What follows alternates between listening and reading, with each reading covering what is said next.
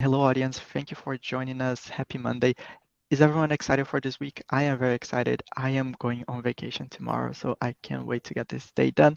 But we are here today to to enter the matrix. Very excited. But first, while we give folks some time to join us, I want to ask the audience to go into the chat and tell us where you're calling from. I am in New York, and I am going to do an icebreaker with my speakers.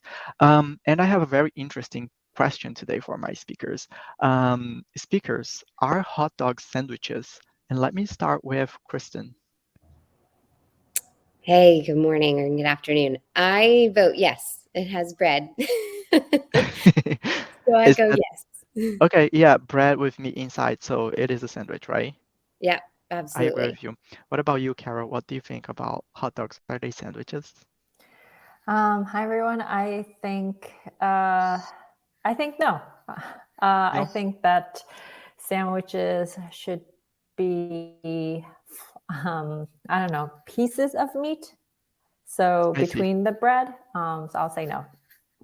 Awesome. What about you, Terry? What do you think? God, I vehemently want to say no. Mhm.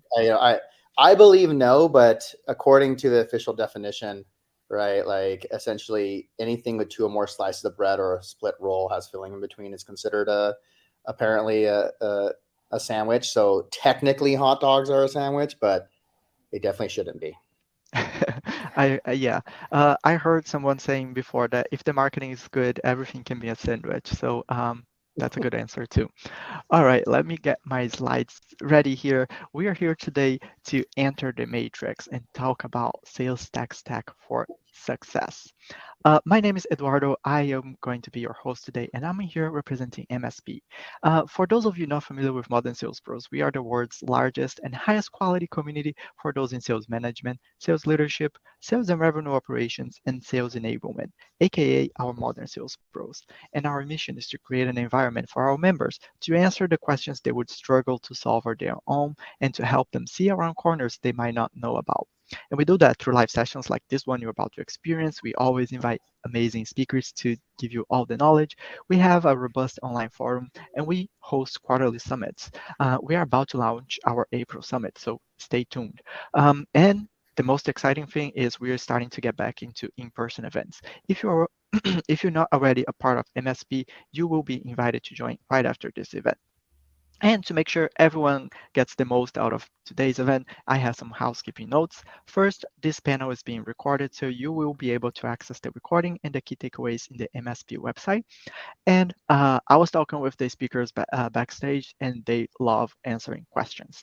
Since it's Monday, we want to get pumped for the week. Please send all your questions using the Q&A function or the chat, and we will make sure to get to the questions during the event. And one last thing, MSP does not work alone. We have amazing partners. I have Terry here from Aurum. Aurum is sponsoring this event. So Terry, can you tell us a little bit about what Aurum is all about? Yeah, thank you so much. Terry is saying here from Orem. So what Orem does is we actually use AI to accelerate really the manual process of calling. We're saving reps a lot of time so they can focus really on what matters, which is having better conversations, winning more deals, and actually reinvesting that time into other things that don't scale, like currently like really writing really good research or writing really good emails, right? So Orem makes calling as efficient as email. We really use AI to filter out bad numbers, skip voicemails, and really just deliver you instantly live conversations will be detect a human. And we've also expanded into things like a sales floor, analytics, and data with many more features and functionality on the way. Awesome, that sounds fantastic. Thank you so much. We love having Aurum as a sponsor. You can request a demo from Aurum by clicking on the request a demo with our sponsor button at the top of this page. Let's get to know our speakers now. We have Carol here. She will be our moderator today. Carol, I'll pass the mic to you. Please introduce yourself, and then you can ask the panelists to introduce themselves, and we can start the conversation. I'll be back later for some outro notes, but Carol, it's your time to shine. You can take it from here. Great. Thanks, Eduardo. Hi, everyone. Good to see everyone. So I'm the VP of Revenue Operations at Flywire. Flywire is a global payments network that enables seamless, secure transactions for businesses and payers worldwide. I've been in revenue operations for the last 10, 12 years. And I'm really excited to talk to everyone today about the sales tech stack. So feel free to add your questions. As Eduardo mentioned, we'll answer them or make comments on them as we go through the questions with the panelists. But I'll turn it over to Kristen. Hey, thanks, Carol. I'm Kristen Agnelli. I'm with ThoughtSpot. I run our global sales development team. I have a background for about, 15 years now in marketing and sales leadership in the tech space. Started my career in tech as an SDR and have had the privilege of managing and buying lots of various technologies across the whole marketing and sales kind of go-to-market function. So excited to chat today.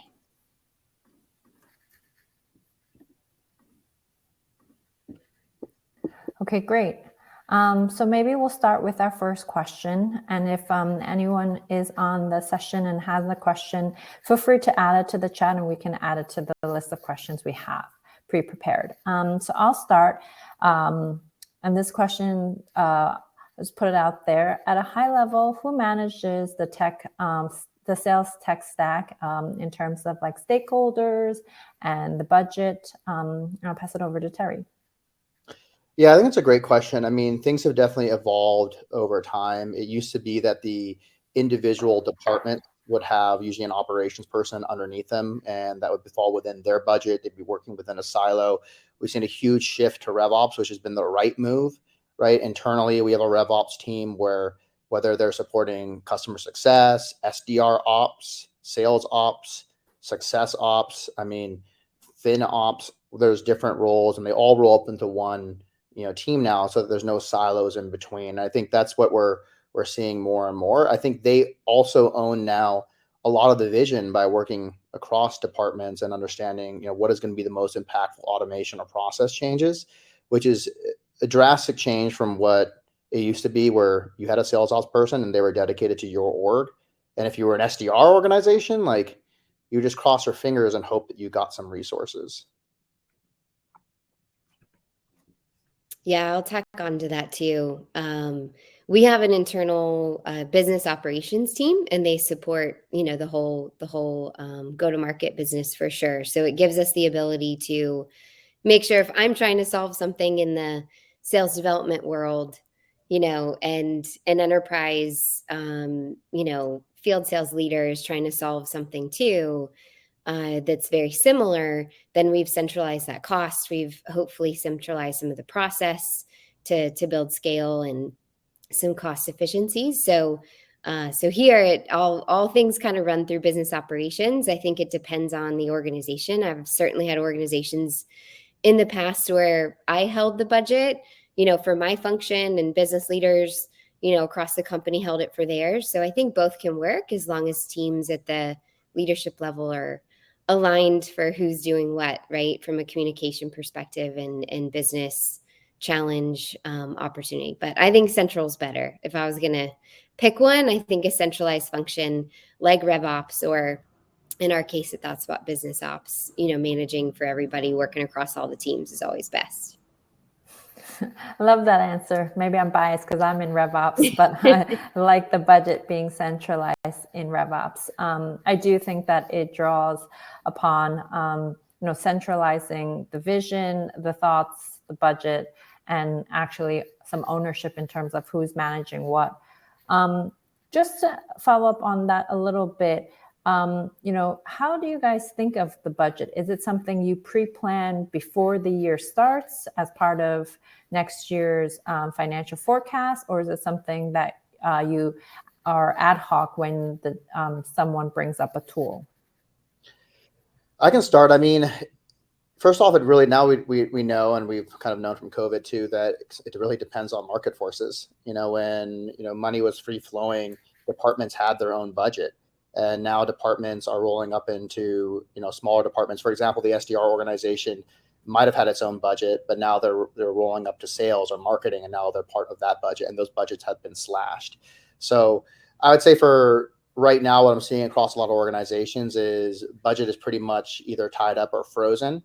And now it's coming down to, how are you building a business case before, going to your CFO? And it pretty much has to be extremely tight with lots of data over longer time frames, which means as a vendor, right, if you're selling right now, like you should be expecting longer POCs, and should technically be offering that with a lot of CS white glove service, because now people are going to expect outcomes more than ever before you buy. So I think like that's internally when I come across a vendor, because we're always testing new technology, we're always trying to automate new things. That's really what we have to do, because we believe here at Orem that, and it's something that we've seen across many companies, that the ability of a rep to fully understand their tool sets, deploy them deeply with RevOps, and actually automate their day using said tech stack is actually a greater determination of their output compared to their sales skills. And that's completely new. That didn't really exist, before, other than the last 5 years. Things have changed. So our approach to budget is drastically different than, what it was even 5 years ago. Yeah, it's always shifting. I agree with everything you said, Terry. I think it's a little bit different here at ThoughtSpot, and obviously budgets are tight everywhere right now. Was from COVID, and then things loosened up again, and now it's tightening the belt again. So I think it's a matter of just a bit of both to your question, Carol. Like, plan the budget with the best of intentions based on the strategies you're trying to deploy in that fiscal year, but leave yourself a little wiggle room, knowing that there's going to be a challenge you don't see coming, right? There's going to be something that you're like, oh, I didn't put money aside for a dialer, right, Terry? And then all of a sudden it's like, crap, I need that actually, like, because we got to be able to make more calls and make them in a more efficient way, and all these things, just as an example, right? And so if you didn't budget for it, then I would hate to wait a whole fiscal year before you have the opportunity to do that. So I think it's just, plan for what you can, but save a little, hush money on the side, if you will, so that you can use that, for when those issues you don't necessarily see coming halfway through the year pop up and you want to do a PSE or something like that. So, but I do always talk to folks. I mean, I get a lot of calls.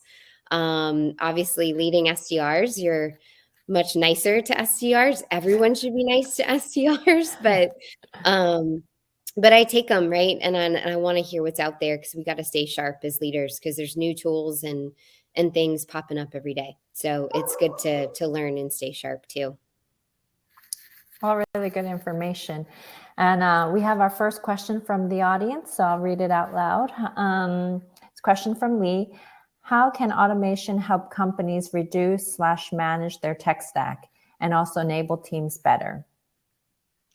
That's a great question. And really the first thing that every team should do before they engage on whether they should automate a process change is do something that you probably haven't done. And I say this because I've only met a few orgs that have done this, and we did this internally. It was a big process.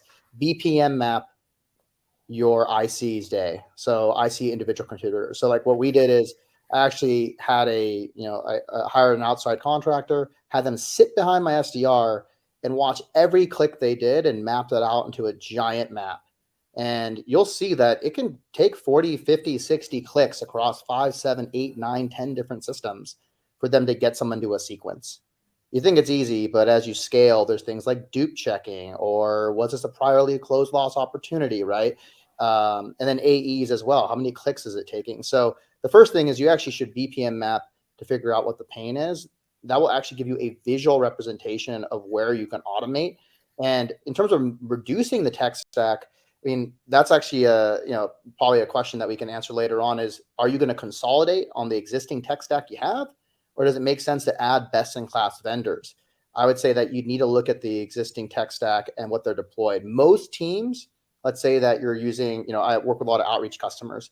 Outreach has a lot of features, and some of their competitors only have half, right? But many customers haven't deployed some of the most amazing features that Outreach has. So we actually consult with them a lot, saying, hey, have you actually taken advantage of some of this trigger automation? You actually don't need to buy another vendor. right? Like you could actually just deploy your tech stack further. I think if you look at your tech stack today, there's a lot of shelfware. I guarantee it. And then I also guarantee that you haven't fully deployed the vast majority of feature sets within your tech stack. So Lee, I think it's a great question. I would start there because it's less enablement to work on less tools than it is to bring in more enablement, more change management. So you want to weigh that carefully. Yeah, agreed. I think not much to add to that. Terry said it really well. I think that it's interesting now to see the shift in actually moving a little bit away from as much automation, because people are still craving that authentic human interaction, right? And so there's always a balance of making sure we're not automating so much that we're losing the human touch side of it. And then there's so many of these tech companies that are buying up other tech companies and building out a whole platform versus these best in class, kind of vendors. And so I think it's always whatever your internal strategy may be. I don't think one is better than the other. I think again, you need to choose as an organization what's best that can be automated to help. And then where you've got, this one vendor that does 8 different things. You've only deployed 4 of them, but you're paying for all of it. Do you really need all that? Or do you need to trim down to reduce? Or is it genuinely like, no, you need a person to really take ownership of that specific piece of technology who's a deep expert and can make sure that you deploy 100% of what you're paying for, and that it's being used, internally. Because I think a lot of us, we buy all these great tools and then we implement them and then we're like, ready, go. And then all of a sudden, you're paying for this monster of a tech stack and people really aren't using it. And then you're spending all kinds of crazy money. So I think just, implement it based on the processes you've identified with the right talent in seat, obviously, and then make sure that everyone's driving usage and adoption. And where you're not seeing it, frankly, take it away. If you're not using it, you don't need to pay for it. That's interesting, Kristen. Actually, I think I want to hear a little bit more about that aspect, because I think there's two like ways to look at it, right? You have to drive adoption, otherwise it's shelfware. Yep. But then also you see across many organizations that have adopted technology, maybe they've even adopted Orem or ThoughtSpot or any one of these solutions out there that has a clear benefit, has a clear ROI, and actually maybe doesn't take much out of their day. They tend to fall back to some of their older processes that they were already ingrained, or maybe some of the other processes didn't change alongside it. So the only change management was deploying the new tool. But then, as you deploy the new tool, you realize you need to change several other things in order to actually get maximum benefit. So what ends up happening is like you have that almost moral quandary of, okay, we spent all this money. Do we change these processes so we can get the outcome that we were promised and maybe we actually figured it out during a POC, but for some reason fell apart? Or do we ditch it? And sometimes you throw out the baby with the bathwater by doing so. Yeah. And so like, where's the fine line of saying, hey, actually, our reps aren't using, let's just throw this away, versus like, okay, reps, you have to use this. Like, you just can't we bought this. There's a clear benefit. Like, you need to adopt the tech stack because that's what's going to differentiate you versus someone who hasn't automated this piece of their day. Yeah, we could do a whole session just on this, I think. But it's just, I'll comment back to you, and then Carol, I know we've got some questions coming in too, but we definitely look. It goes back to the beginning. Why'd you buy it in the first place, right? Did you have a process identified, and then you went to market knowing that you needed, a specific technology to help solve this problem? If you don't have the right talent on the bus, right, and you don't have the right processes or pain, Terry, like you said earlier, which is so spot on, identified before we go to market to look for, technology by itself doesn't solve a problem, right? Like, you have a problem, it's usually people, process, or a combination of those in technology, but technology by itself won't solve a people or a process problem. So get that right first, right? And then come back in and say, okay, Now I want to make these things better and more productive, more efficient, more automated or not, or whatever, right? And then you can scale that stuff out. If you chose the right tools in the first place and you've driven adoption and they're still not using it, then there's a disconnect somewhere, right? And because the right tools with the right process and the right people are going to use them. They're going to drive success and results and efficiencies. You know, and then it's up to us as leaders to hold our teams accountable to utilize the things that we buy, right? And then if you get the feedback that's like, I don't use it, and I don't use it because the content sucks or the process is bad or like whatever, then you got to go back to the drawing board a little bit and problem solve, dig around, figure out what the problem actually is, and did you actually buy the right technology to solve, you know, help to solve in the first place. Thanks. All really good points. I do think that we could have a separate session on this, more as a open conversation.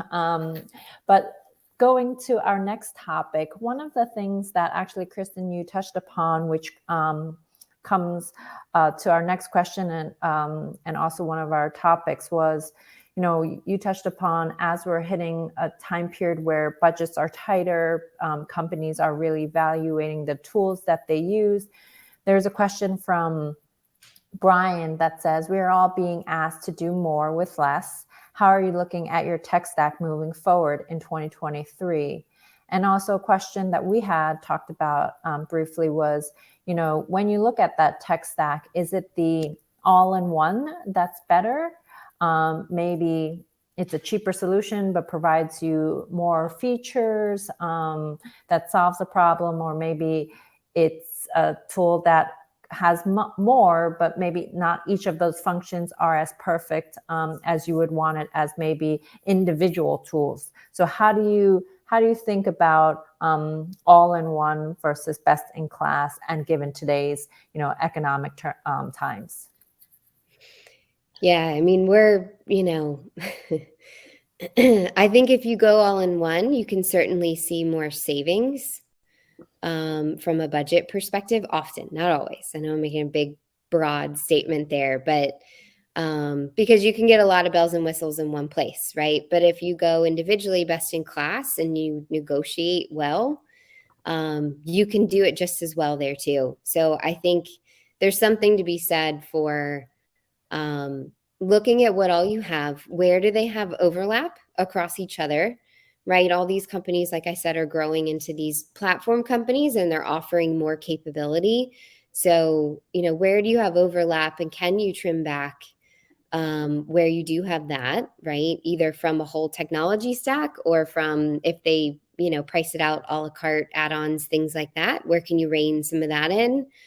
And seats.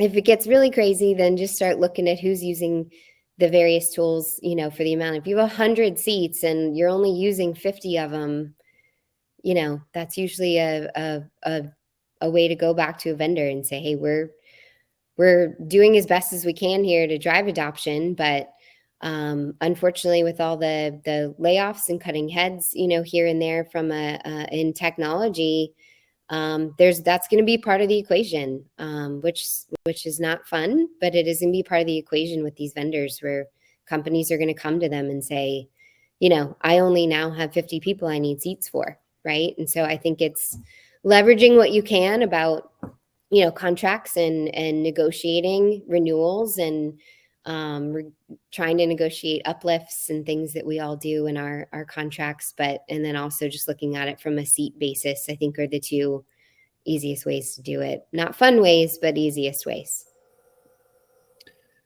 Yeah, I think there's technically two different questions within one overarching theme here, and I think I'll start with first with, you know, being asked to do more with less and how you're looking at the tech stack, right? I think first off, taking a step back, when you have very solid RevOps, and this might be scary to, you know, individual contributors, but actually should be pretty exciting depending on, you know, how you're actually viewing, you know, using some of the automation that's out there to retain your job, is that with really good RevOps, you're actually automating away people, right? So you talked about one of the biggest pain points that technology doesn't help with, which is process and people. People are the largest line item balance on any company, right? And people get uncomfortable when you talk about this, but it's super important to really address the elephant in the room. And that is with solid RevOps, you should be able to increase the capacity of output for your team. So when I look at a lot of SDR organizations that have fired their entire SDR team, the reason that they do that and why SDRs are usually the first to go is because it increases CAC. Your customer acquisition costs are significantly higher with an SDR team. And when demand goes down, it's better to keep a few rockstar AEs and maybe rely on inbound and survive. But what that actually means is that they didn't actually execute on their SDR team. They didn't actually achieve really positive outcome, even though they had all these technologies. So it's crazy to look at companies now and see the number of meetings they're booking compared to the number of meetings my SDR team did 10 years ago when all we had was a cell phone and ZoomInfo was like in its infancy, right? And like Yesware came out and our minds were blown that you could send more than one email without having to have to remind yourself to send the second one, the third one, right? So we were still booking a meeting a day. So, with all this increase in technology, one of the things that you want to look at is, I think, looking at first, have you deployed all your technologies completely, right? I think that has always been a big hole. And are they interconnected to the rest of your RevOps tech stack in a way that really lifts them all? It's very common to buy a tool and only use it for its purpose, but many tools hook into other tools. When you start looking at things like Slack, which integrates with pretty much everything, right? And then you look at other solutions, you actually get a major lift across our entire tech stack by connecting them all together in a deeper manner. I'd start there. And then touching on like all-in-one versus best in class, like all-in-one, if you can nail the most expensive vendors on your list and do an all-in-one platform, like go for it. I would never tell anyone not to do that. What I do caution against is you should really think about how good are they at that specific thing, and what are you going to lose by not using best in class. Best in class vendors are typically significantly better in that area than any of the all-in-ones. I've looked at many all-in-ones, and when you look at what best in class is doing, it's a completely different league. So how impactful is that to your business?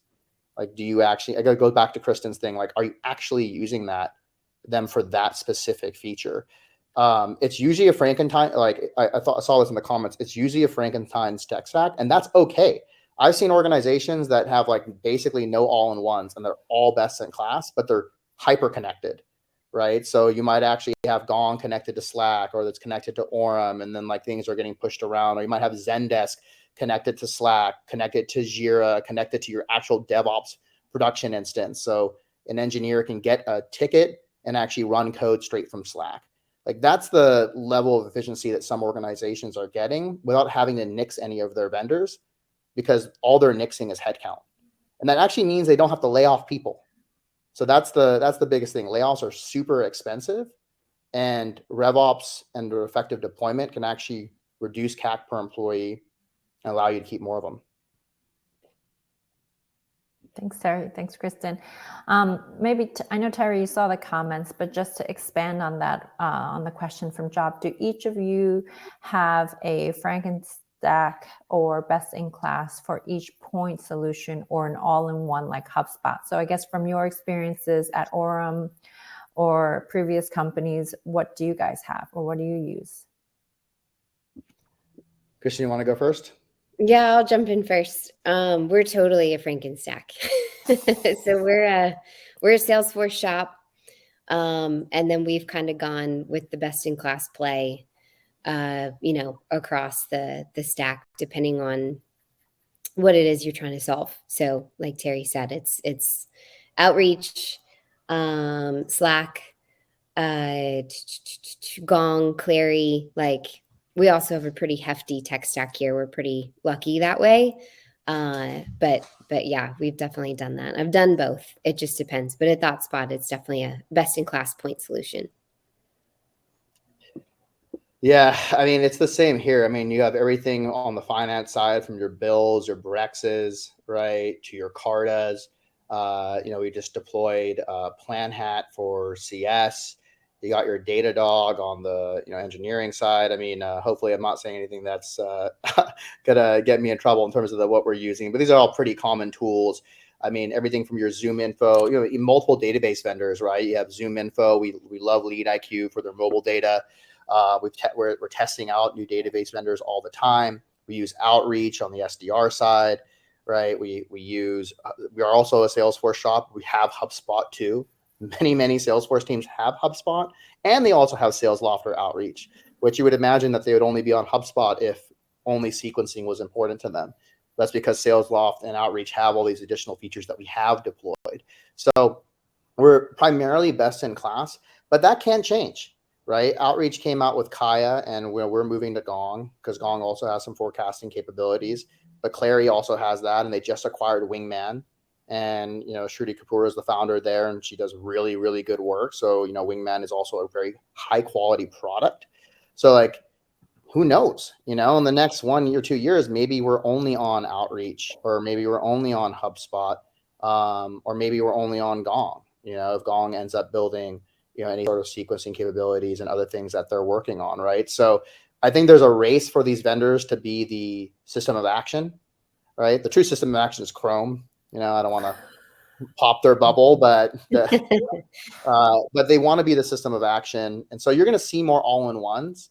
And I think if you're a vendor and you're best in class, like, you need to understand whether you nailed best in class. Like, can you dig your moat a little bit deeper?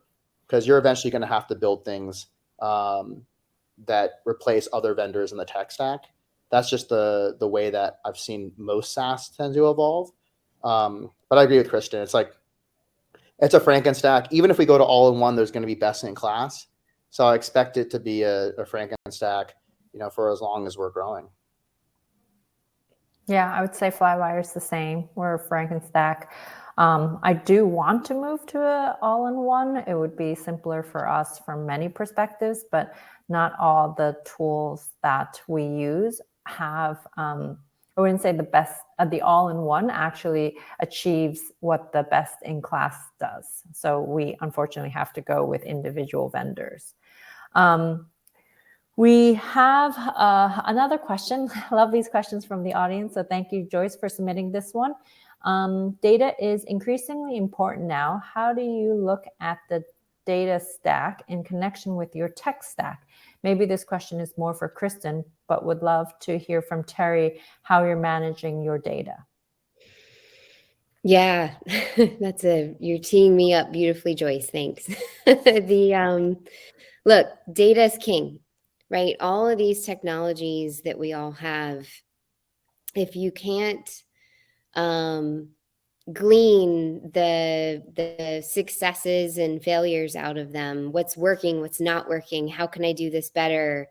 How am I doing in my world? It's how many meetings are we booking? How many are converting through the funnel? How healthy is our pipeline? How much revenue have the SDRs brought in, right? We don't close deals, obviously, but we're creating them every day, all day long. So we're only successful if that turns into revenue on a consistent basis, right? So the only way that I can answer all of that is in the data stack, right? So we drink our own champagne, so I won't make this a ThoughtSpot commercial, but we do obviously use ThoughtSpot internally. And it has to be data has to be in the hands of everyone. Give it to the people. Democratize data is our mission, right? And so the only way to do that is make sure that your data is centralized and clean and people know what it means and is in the cloud, right? Everything's been moving to the cloud for decades and is going to continue to do that. So centralize your data in the cloud, make sure that you've got a tech stack on top of that allows everyone to be able to analyze and get insights and search as easily as possible, right? Versus, well, let me go, and I won't call any vendors out or anything like that, but let me go, check my static dashboards and see what my reports say today. And then they don't answer your question and you got to go back to a data team and wait for 10 days, to get a new report or new data or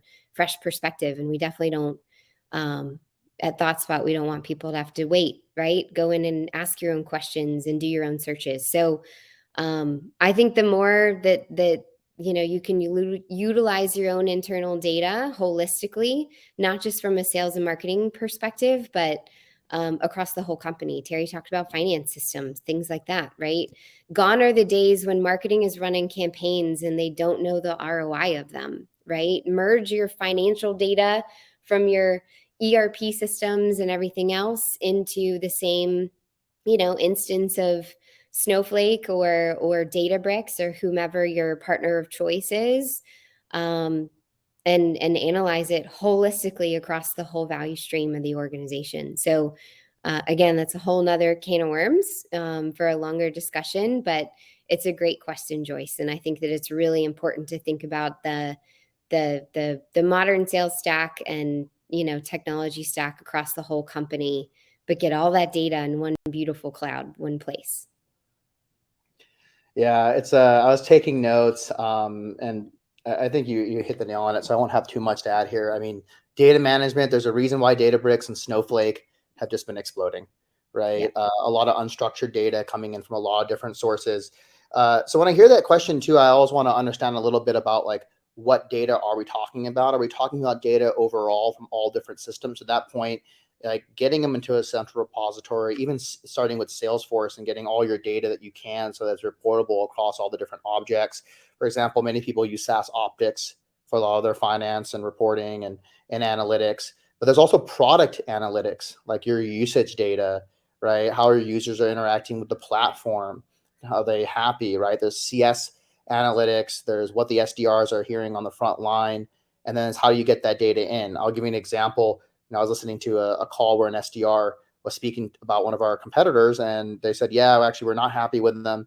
The renewal is up in August, and we're paying them like $200,000 a year." I would pay thousands of dollars per lead to know when their contract was up and if they were using our competitor. Was that data actually pushed into that respective CRM? No, but it was captured in Gong.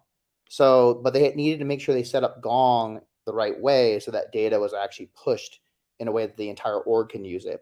So you want to, not only do you want to look at how you're connecting data, but what is your data loss? Like, have you set up your processes to collect the most important, impactful data? Start there. I can go into like prospect data and CRM changes. I think that's actually an upcoming question, but yeah, I agree. Like, you got to get in there, and we got to give ThoughtSpot. You got to give ThoughtSpot a little bit of a shout out. I'll let the audience know that I actually had looked at ThoughtSpot roughly 5 years ago from an employment perspective, and one thing that was shown to me was someone running a quick query on what are the number of nurse falls across our hospitals, and also what is the effect on workman's comp per nurse fall, and which one has the greatest nurse fall, and they like literally spit out an answer. I was blown away by the insights. So, I thought that was super important. But to get there, to your point, Kristen, like you got to first collect it, and it needs to be in a way that everyone can have access to. Great, thank you both. And maybe our last question. How do you evaluate different vendors first? And maybe if there's a process that's for new versus replace, meaning like, how do you identify the problem, or who identifies the problem? What's that process to actually getting that vendor through and successfully adding a new vendor to your tech stack? I can start, Terry, if you want. That's a lot. It's a great question, Carol. I think so we handle new versus replace differently, right? I think when I'll talk about replace first and then go into new, because it's a little more straightforward. But I think it goes back to what Terry and I were talking about earlier. What problem are you trying to solve? And you should always be reevaluating your current tech stack, because it's not going to be perfect the way you implemented it when you bought it the first time. Even if you're not changing technologies, you've probably changed process, you've grown, you've done all these things. They've added features and capabilities. So you should always revisit quarterly, annually, regardless. But if you feel like a piece of technology is not working anymore, it's obviously the digging in why. Like, it may not be the technology, right? Back to the earlier discussion. So I think if you're going to replace, make sure you're not just ripping out one technology, creating a whole bunch of work for your RevOps team and business leaders over that area. But if you have identified that you do need to pull that one out and replace it with something else, make sure it's a big part of the strategy. That's a heavy lift. And I've seen this time and time again in lots of different companies where somebody's making a bunch of noise and they want to rip out something, and then they rip it out without talking to the broader organization and realize that they break a bunch of stuff that they didn't even realize was running alongside that piece of technology, right? So make sure you do a holistic review of what all it touches. So to Terry's point earlier, if it's been heavily deployed across the organization, you got to understand all those impacts in the lift, and that your leadership team agrees that that is the priority for this quarter or the first half of the year, or whatever, so that you actually get the resources and the focus of that priority as well. So make sure your timing super aligned there. And give yourself that window. Be honest with the other vendor that you're leaving them when you give them plenty of notice. I think I can speak for all technology companies when I say that. And then make sure that you give yourself a window of time to stand up your replacement while you're still utilizing the other one, right? And all of us play nice that way. So I think that's key. On the new, and this will be shorter, but I would just say on the new, again, go back to your, like, what pain are we trying to solve? What process have we built that we need to partially automate, or whatever that is, that business problem that you've presented to the internal stakeholders, and then go to market. It, like, 20 people is too many vendors. Like, that's just crazy. That's not good for anyone, right? So go out there to the best in class. I know we all rely on folks like Forrester and Gartner and others. Word of mouth is my favorite way to buy technology personally, because then somebody who and trust and respect, who speaks highly of that platform. So, but go to market, be unbiased in maybe what you've used before, what you're doing, this time, and what you're trying to do, and really do some POCs and put them up against each other and see how they do, right? And then negotiate like crazy, get the best price that you can, and always be honest and upfront with everybody, about what you're trying to do, and the best one will win. I love that last part. Like, you need to know what your desired outcomes are. And if you're not sharing that with your vendor or tech stack, and you're not running the POC to validate that, like, it's going to be a waste of both ends of the table. What's funny, Kristen, is, like, I go against the grain a little bit on word of mouth. Like, I love cutting edge tech. So I try to find tech that solves, like, really significant problems. And I rarely tell anyone about it, but I'll give you an example. Like, there's a company called Omni Labs, run by Alex Madone, very small company. And it's essentially a massive Apple macro, like, recipe creator. So we've created recipes to completely automate all of our prospecting.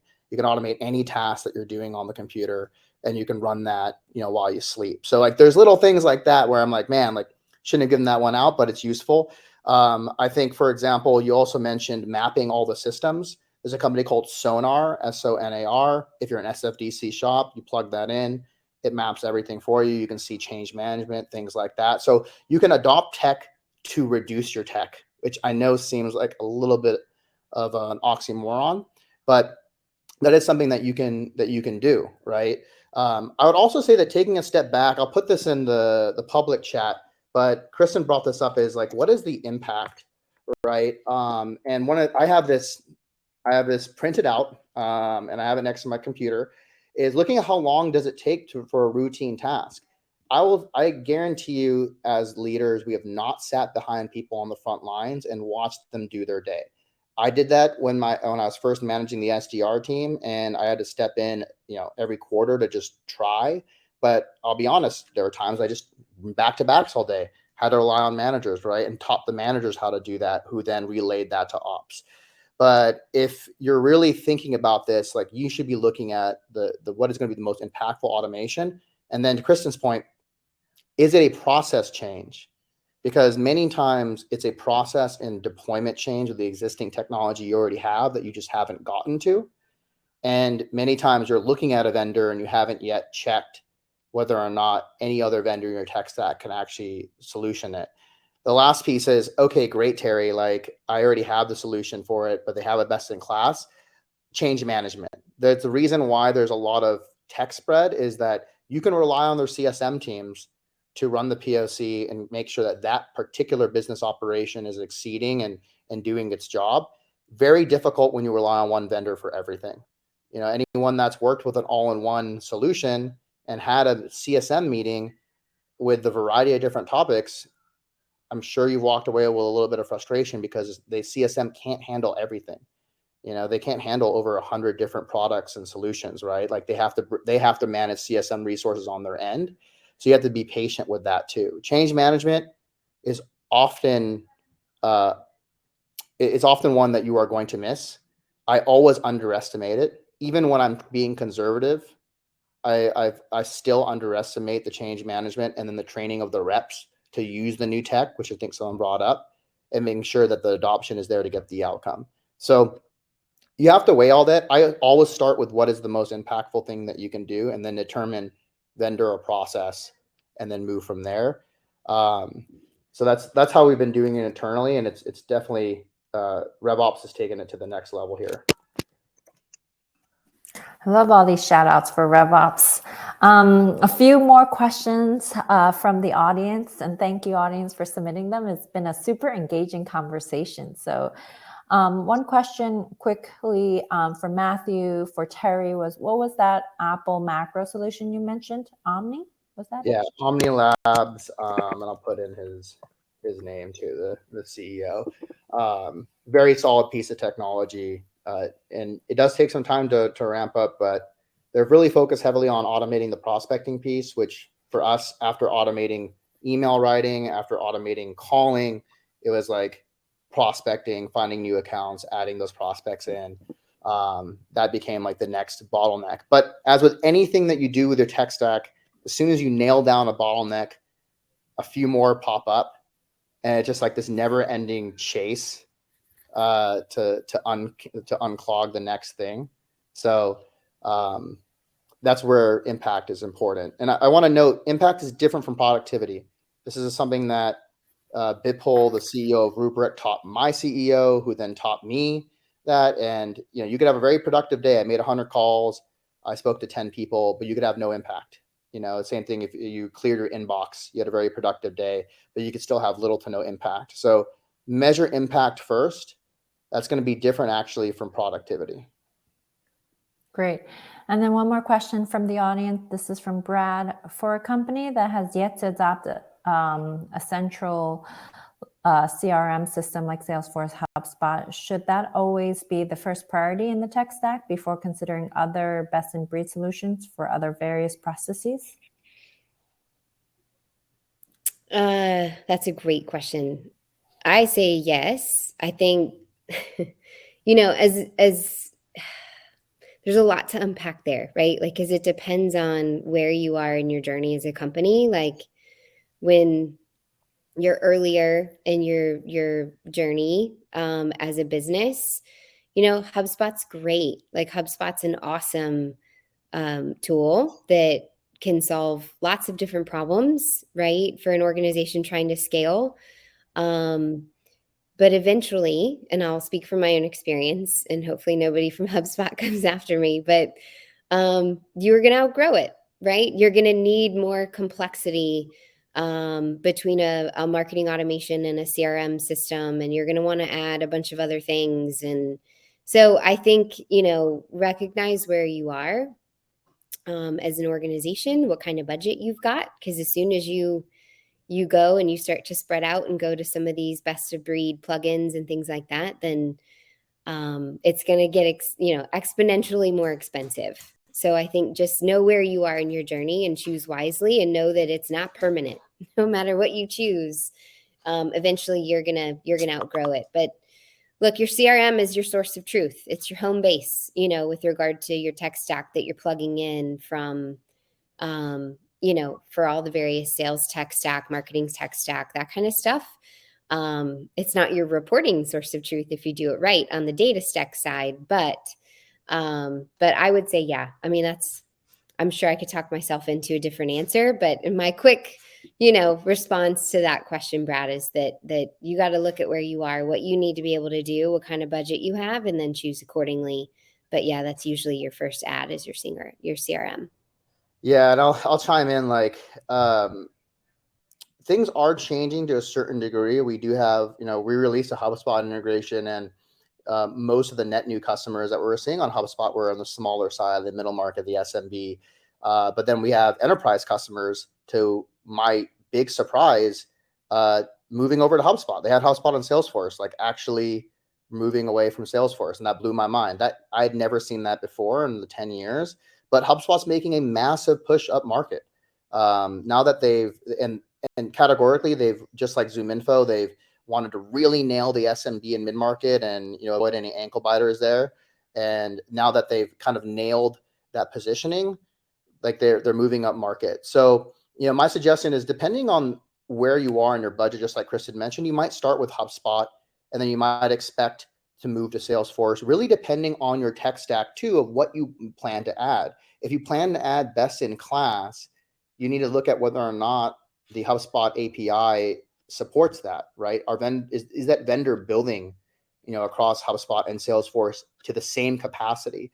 What I have done always is, and I hate it, is every time I've started a startup or joined a new company, we always went over to Salesforce, and they were like, yeah, no discounts. You have to buy the enterprise version, or nothing's going to connect to each other. And we just had to swallow that and start. We started with Salesforce because we knew that we were going to stay with Salesforce and be on there later, and we wanted to avoid that change management. Luckily, we had the budgets to do that, right? So if you don't, HubSpot's a great alternative, right? So yeah, it's really interesting. I will say, like, to HubSpot's benefit, now that they're starting to move more up market, right? Like, you're seeing more enterprise features, you're seeing more vendors. They're really heavily focused on their marketplace. That's where Salesforce dominates. If you are really reliant on best in class vendors, Salesforce will continue to be king of the roost. Every vendor that wants to make money in the CRM space is going to integrate with Salesforce first. That's what happens. HubSpot is usually second. So just keep that in mind. Okay, great. Well, thank you, Terry and Kristen, for great insights today. And thanks to the audience for submitting questions. And so I think this brings us to the end. Thank you, Modern Sales Pro, also for hosting. And I'll turn it back to Eduardo. Thank you, Carol, for moderating. Terry and Kristen, thank you for the insights. Audience, that was fantastic. So many good questions coming up.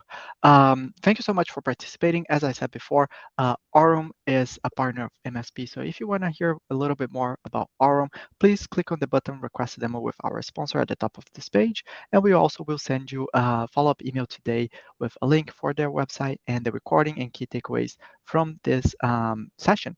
While the speakers and I hang out backstage, the MSP team will make sure that you have all the information on your inbox pretty soon. Audience, thank you so much for joining us today. Speakers, thank you so much for all the knowledge you dropped on us today. What a great way to start a week. So we can go hang out backstage and talk a little bit about next steps while the audience can keep moving their days. If you are in the East Coast, good afternoon, audience. If you are in the West Coast, have a good lunch. We will see you in the next event. Bye, everyone. Bye, audience. Thank you.